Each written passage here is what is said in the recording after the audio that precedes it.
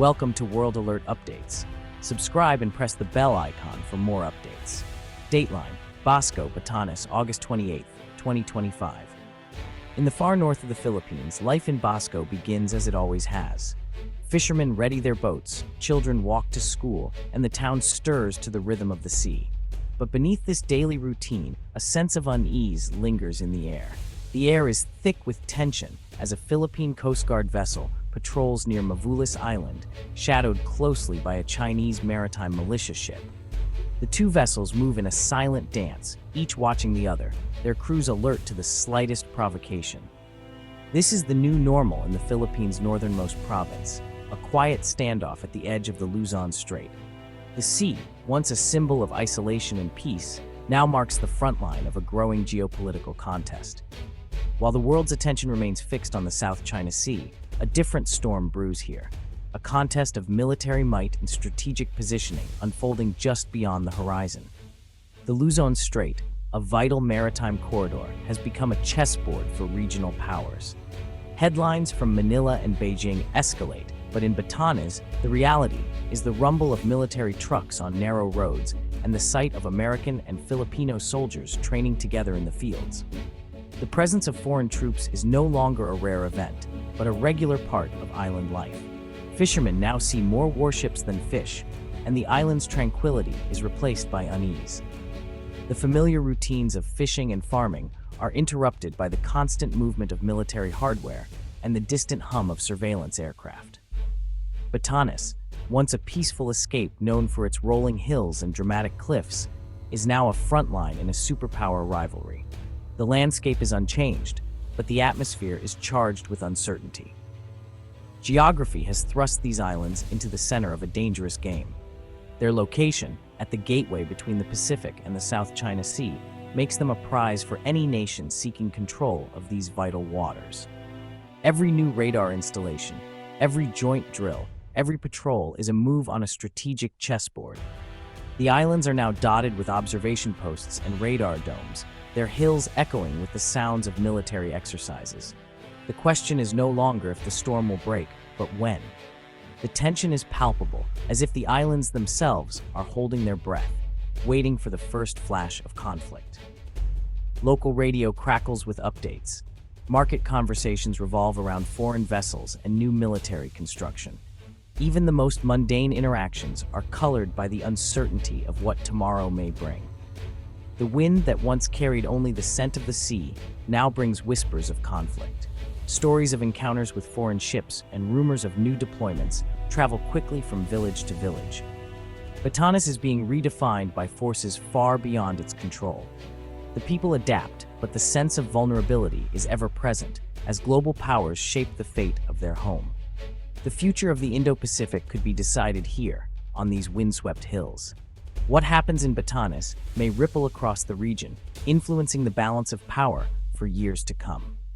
This is how a forgotten frontier became the Philippines' most critical territory, a place where the fate of nations may soon be decided, and where every day the storm gathers strength. Batanes, 10 windswept islands and 7 rugged islets, sculpted over millennia by the relentless forces of wind and water, form the northernmost frontier of the Philippines. Here, the resilient Ivatan people have carved out a life, adapting to the elements and the isolation that defines their home. Rolling emerald hills tumble into sheer cliffs that drop dramatically into a churning, restless sea. Traditional Ivatan stone houses, built to withstand typhoons and earthquakes, stand as enduring monuments to survival and ingenuity, their thick walls a testament to generations of adaptation. For centuries, life here moved with the tides and the seasons, far removed from the world's troubles. Fishermen set out at dawn, farmers tended wind-swept fields, and villages thrived in quiet harmony with nature's rhythms. But a glance at the map reveals a different story. Batanes is perched at the very edge of the Philippines, less than 150 kilometers from Taiwan, closer to foreign shores than to its own capital. Its location, once a mere geographic footnote, has become a strategic flashpoint in a rapidly changing world, drawing the gaze of powerful nations. The islands sit at a crossroads between the vast Pacific Ocean and the contested South China Sea, and are actually closer to Taipei than to Manila, making them a crucial link in regional security. The Luzon Strait, which Batanes commands, is a vital maritime choke point. Every day, countless cargo ships and naval vessels pass through these waters, making it essential for global trade and military movement. For centuries, Batanes was little more than a curiosity for geographers and explorers. Today, it keeps military planners and strategists awake at night, as its significance grows with every shift in global power. The peace of Batanes is fragile, its breathtaking beauty now overshadowed by the heavy weight of its strategic importance. Storm clouds, both literal and metaphorical, gather on the horizon. Cattle graze quietly in the fields as helicopters thunder overhead. Evatons, once accustomed only to the rhythms of nature, now watch from soldiers conduct military drills on their once peaceful shores. The world's attention has turned to these isolated isles. International news crews arrive, military alliances are tested, and Batanes finds itself a critical piece in a global power struggle that could shape the future of the region.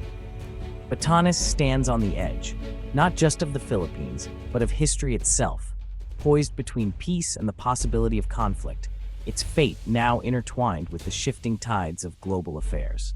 The Luzon Strait is a strategic artery, China's gateway to the Pacific, and a vulnerability.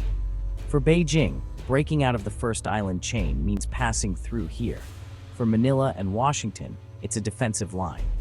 If China controlled Batanes, it could threaten Taiwan and the Philippines, install missiles, and dominate the waterway. Conversely, Philippine and U.S. sensors and missiles here could bottle up China's navy. Batanes is no longer passive land. It's an active deterrent, a linchpin in regional defense. The fate of these islands is now tied to the grand strategies of global powers. The Luzon Strait is a fault line, and Batanes sits atop it, feeling every tremor. The Philippines is fortifying Batanes, transforming these remote northern outposts into powerful symbols of national resolve and determination.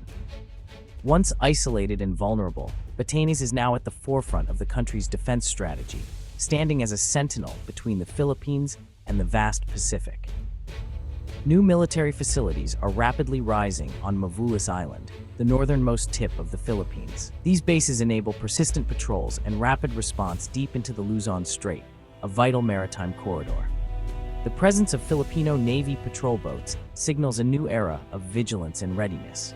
The Coast Guard's larger, more capable vessels now actively challenge Chinese incursions, asserting Philippine sovereignty.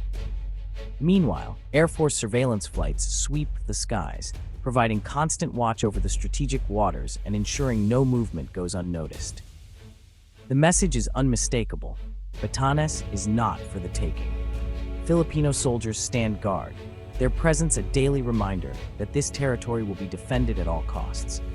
The U.S. alliance is key to this transformation. Joint exercises, live-fire missile drills, and amphibious landings on Batanes shores send a clear and unified signal to Beijing. Any threat will be met with a coordinated response. These efforts are turning Batanes into a formidable shield, hardening what was once considered a soft underbelly. Fortified positions, armored vehicles, and constant patrols now dominate the landscape. Outposts, regular patrols, and close U.S. cooperation create a multi-layered defense network, raising the cost of any potential aggression and deterring would-be intruders. Batanes is now an active, integrated component of national defense, no longer just a peaceful and remote province. Its people and landscape are part of the country's security fabric. Manila is making it clear, its northernmost territory is a critical line of defense, a bulwark that stands between the nation and any threat from the north. China has responded to Batanes' militarization with pressure and intimidation. Chinese Coast Guard and maritime militia vessels now patrol the Luzon Strait, harassing Filipino fishermen and shadowing naval ships.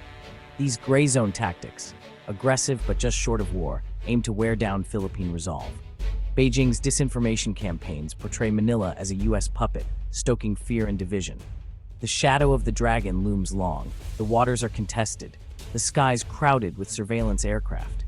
Batanes is no longer a bystander. It's an active front in the rivalry, feeling China's power directly. For the Ivaton people, pride in newfound protection is mixed with deep anxiety. The Philippine flag and Coast Guard presence reassure, but the transformation of their home into a military outpost is unsettling. Fishermen fear confrontations at sea. Parents worry for their children's future on a potential flashpoint. The Ivatan spirit, forged by typhoons, is now tested by geopolitics. Community leaders walk a fine line, supporting defense, yearning for peace. Conversations shift from daily life to news of China and Taiwan. The Ivitans know if conflict erupts, they are on the front line. They stand as proud Filipinos, but carry the burden of living on the brink. Batanes' fate is now tied to Taiwan's. If conflict erupts across the Taiwan Strait, these islands could become an instant war zone, prime targets for Chinese strikes. Military facilities and U.S. presence increase deterrence, but also risk. Civilians would be caught in the crossfire, their lives upended. Manila faces a paradox. Strengthening defense deters war, but also makes Batanes a target. The world watches, knowing these small islands could shape the future of Asian security. Batanes' transformation into a flashpoint underscores the gravity of the Taiwan crisis. The stakes for the region have never been higher. The Philippine government walks a diplomatic tightrope. Strengthening U.S. ties bolsters security, but risks provoking China, an economic giant and powerful neighbor. Manila must deter aggression without triggering conflict, leverage alliances without losing autonomy, and stand up to coercion without severing economic ties. The debate is fierce. Some want a stronger U.S. alliance, others warn against becoming a pawn in great power rivalry. The challenge is to find equilibrium, defend sovereignty, avoid war, and secure prosperity. Every decision is weighed against this complex backdrop. The path Manila chooses will shape the region's security for decades. Batanes has transformed from a forgotten frontier to the focal point of Philippine defense. Its strategic value is now undeniable: a sensor post, missile platform, and choke point controller. The islands are a symbol of national resolve, complicating China's plans and strengthening regional defense. Geography, political will, and alliances have turned Batanes into a powerful tool for the Philippines. The nation is awakening to its new reality. Sovereignty must be defended from north to south. Batanes stands as a bulwark of Filipino spirit and a critical factor in regional stability. As great power competition intensifies, these islands are no longer on the periphery, they are on the front line. The story of Batanes is now a defining chapter in the quest for peace and security in the Indo-Pacific.